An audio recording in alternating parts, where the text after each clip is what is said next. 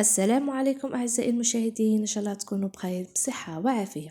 دائما كما عودتكم وصفات جديدة وفيديوهات جديدة. اليوم عندنا وصفة تشطيطها بالبيض. عندنا كمية تاع الحمص، عندنا ربع صدر تاع الدجاج، عندنا لي زيبيس، عندنا بصلة تاع شالوت، عندنا شوية معدنوس الرند والثوم، وعندنا 7 بيضات. هنا البيض على حسب أفراد العائلة، هذه الكمية يعني الشخصين. هنايا راح نبدا بسم الله على بركه الله. نحط الدجاج تاعي يتقلى مليح في هذاك الزيت، هنا خليه يتحمر مليح. من بعد نضيفوا له هذيك البصله اللي قلنا قطعناها رقيق، مع كميه تاع المعدنوس ونرابي هذاك الثوم. راح نقلي كامل هذو مع بعض هكذا، ندير كامل الكميه ونقليهم في هذاك الزيت مع الدجاج هذاك. وصفه بسيطه وسهله وبنينه، يعني هي وصفة قديمة، يعني ماهيش جديدة، وإنما كما نقولوا حنا حبينا نجدوا هذا الوصفة، يعني قليل يعادوا يديروها. نضيف كمية الحمص مع هذوك ليزيبيس. هنا عندنا كمية تاع الكزبر وفلفل الكحل والملح.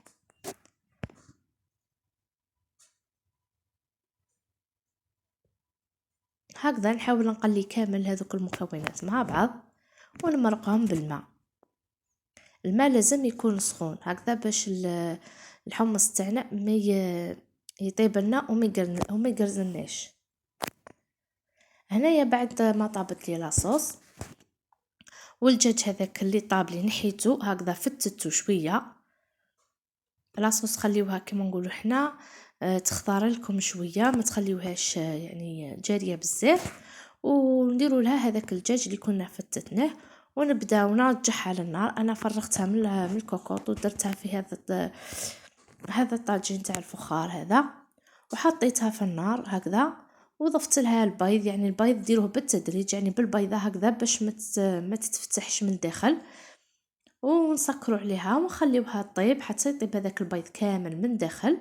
وهذا هي الطاجين تاعنا شطيطها بالبيض والدجاج والحمص. يعني جات بنينه بزاف، يعني نتمنى تجربوها. وصفه سهله يعني، خاصه كما نقولوا حنا للعاملات هكذا، يعني في دقيقه توجديها. خاصه كما نقولوا حنا الحمص الا كان طايب من قبل، والله انا سكرت على جال الحمص. يعني تقدري ما تسكريش الكوكو تاعك، تقدري تستغني على الحمص، يعني تقدري ديري غير الدجاج والبيض. وهذا هو طبق تاعنا لنهار اليوم، والى اللقاء في فيديو اخر ان شاء الله.